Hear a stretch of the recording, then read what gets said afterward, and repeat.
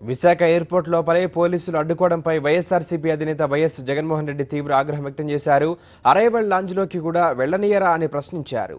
ఎయిర్పోర్ట్లోనే నిర్బంధించి ఏం చేద్దామనుకుంటున్నారని నిలదీశారు. తనను అడ్డుకున్న వారిలో చాలా మంది పోలీసులు కారని, చంద్రబాబు గూండాలని మండిపడ్డారు.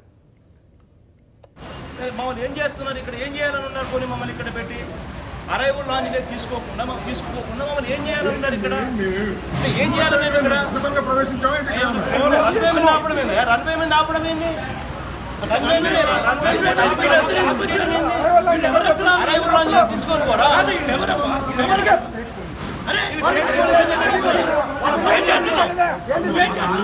వాళ్ళ పని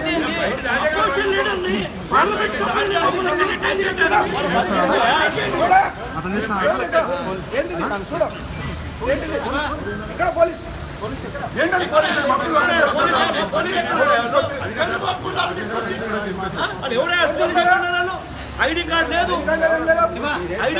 ఏమి లేదు పోలీసు అంటున్నాం ఏం చేయాలి ఇక్కడ